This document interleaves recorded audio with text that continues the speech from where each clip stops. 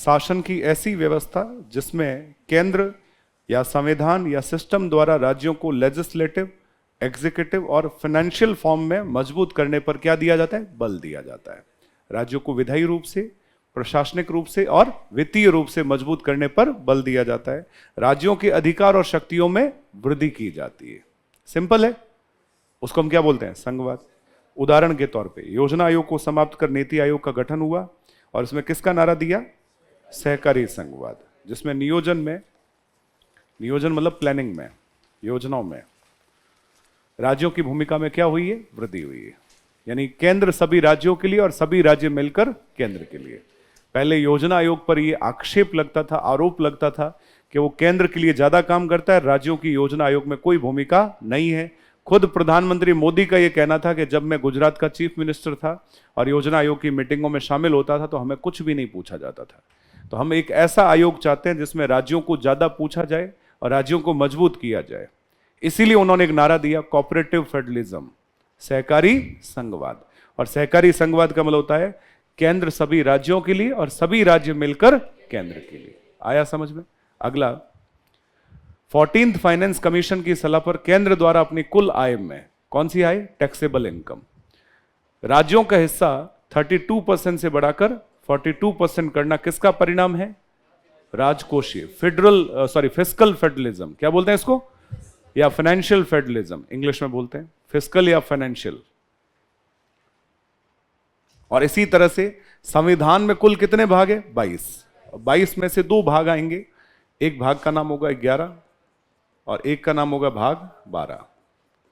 और जब हम ये भाग पढ़ेंगे तो केंद्र राज्य संबंध की बात है, सेंटर स्टेट रिलेशन। यहां पे केंद्र राज्य कौन से संबंध है? तो 2 तरह के संबंध मिलेंगे, लेजिस्लेटिव रिलेशन और एडमिनिस्ट्रेटिव रिलेशन। और यहां पे केवल एक ही रिलेशन मिलेंगे, कौन से? Financial relation. क्लियर है? अनुच्छेद कहां से शुरू होते हैं? 245 से लेके इसमें शुरू होते हैं 200 सुनना, इसमें 255 तक है, फिर इसमें 256 से 263 तक है, और इसमें 264 से लेके 300A तक है। 300A लिखा हुआ है, ठीक है, कहीं बच्चे गलती नहीं कर ले लिखने में, पिछली क्लास के नोट से ही। तो सुनिए, भाग 11 और 12 किस बात पर बल देते हैं? संघवाद पर। किस पर बल देते हैं? संघवाद।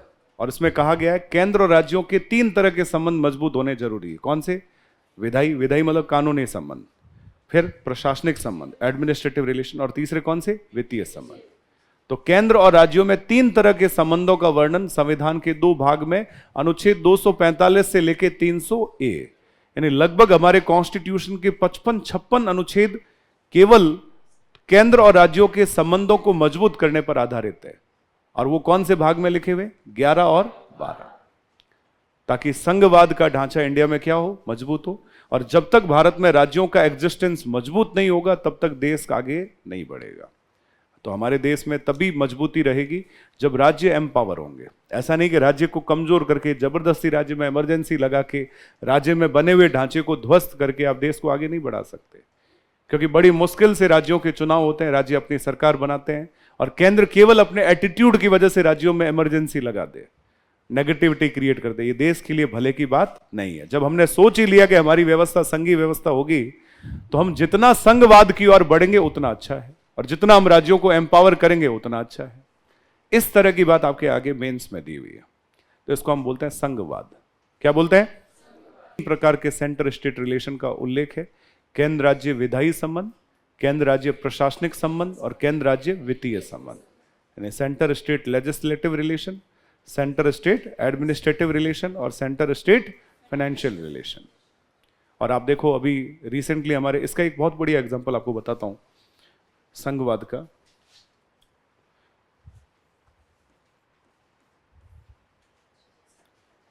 नाम सुना है जीएसटी? क्या होता है? Goods and service tax. अब आप देखो इंडिया में पहले ऐसा होता था, केंद्र अलग टैक्स लगाता था, राज्य अलग टैक्स लगाता था, दोनों के फॉर्म अलग होते थे, दोनों के एफर्ट। अब पूरे देश का एक देश एक कर एक बाजार, इस थीम को मजबूत किया गया। इसका नाम है गुड्स एंड सर्विस टैक्स। अब इसमें क्या है सुनो, आप यदि कोई भी सामान बाजार से खरीदने जाओ तो उसमें लिखा होता है CGST, SGST। जैसे मान लो टैक्स 28% है तो सीजीएसटी कितने परसेंट हो गया? 14। और एसजीएसटी कितना हो गया? 14। टैक्स 18% है तो 9% और 9%। टैक्स 12% है तो 6%, 6%। टैक्स यदि 5% है तो 2.5% और 2.5%। ये 4 दरें हैं जीएसटी की। कौन कौन सी? 5, 12, 18 और 28। जीएसटी की कितनी दरें? 5 और 4। जीएसटी ऐसे, या तो जीएसटी होगा 0, बहुत सारी वस्तुओं पे जीएसटी है ही नहीं, या जीएसटी होगा 5%, या जीएसटी होगा 12%, या होगा 18%, या होगा 28%। एक ही फॉर्म में दोनों चीजें ली जा रही है। आपको इससे कोई मतलब नहीं किसके पास जा रहा है, लेकिन आपको समझना है इतना, ये जो सीजीएसटी में जो भी पैसा जा रहा है वो किसके पास जा रहा है? केंद्र। और एसजीएसटी में जो भी पैसा जाएगा वो राज्य। कभी कभी कुछ फॉर्म में ऐसे नहीं लिखा होता, ऐसे लिखा होता है सीजीएसटी और नीचे लिखा होता है आईजीएसटी। अब मुझे कोई फर्क बताए, पता है? सीजीएसटी राज्य को कभी नहीं जाएगा, केंद्र को। हाँ,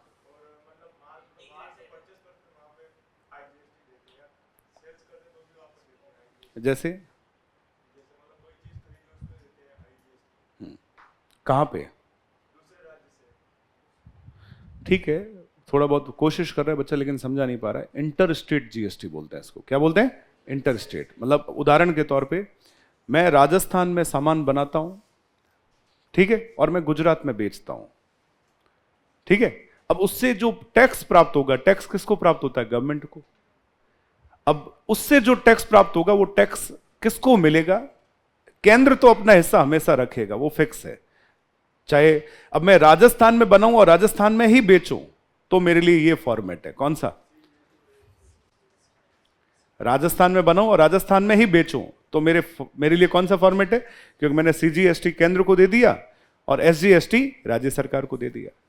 लेकिन मैं बना राजस्थान में रहा हूं और बेच कहां रहा हूं? गुजरात में। मेरा माल यहां बन के गुजरात में बिक रहा है। अब बताओ, उससे आने वाला पैसा राजस्थान की सरकार लेगी या गुजरात सरकार लेगी? यह सवाल है। क्योंकि उस पर जो टैक्स लगेगा उसको एसजीएसटी नाम नहीं देंगे। क्या देंगे? Integrated GST. क्या नाम देंगे? आईजीएसटी। ये इंटर स्टेट जीएसटी होता है। जब आप एक से अधिक राज्यों में कारोबार करते हो तो आप पे एसजीएसटी नहीं लगता। क्या लगता है? आईजीएसटी। और एक ही राज्य में कारोबार करते हो तो क्या लगता है? एसजीएसटी। अब बताओ, इसमें किसको रेवेन्यू मिलना चाहिए? पैसा किसके पास जाना चाहिए? जिस राज्य में सामान बिकता है। बिक कहां रहा है? गुजरात में। भाई बेच तो वही रहा है, मेहनत तो बेचने की वही कर रहा है। तो प्रोडक्शन स्टेट को मिलना चाहिए या डेस्टिनेशन स्टेट को मिलना चाहिए? डेस्टिनेशन। डेस्टिनेशन स्टेट कौन सा है? जहां सामान जा रहा है। जा कहां रहा है? गुजरात। और बिक भी वही रहा है, बने चाहे भारत के किसी भी कोने में। तो जिस राज्य को सामान बेचना है, जहां से राज्य में सामान बिकेगा, आईजीएसटी केवल उसी को मिलेगा। अब उसमें क्या, मान लो मैं राजस्थान में सर्विस बनाता हूं और गुजरात के लोगों को सर्विस बेचता हूं, मतलब सॉफ्टवेयर बना के मैंने गुजरात को बेच दिया। या सामान, जैसे पंखे मैं राजस्थान में बना रहा हूं, मैन्युफैक्चरिंग कंपनी मेरी राजस्थान में है और बेच कहां रहा हूं? गुजरात में। तो मुझे जो भी रेवेन्यू देना होगा वो गुजरात की सरकार को देना होगा।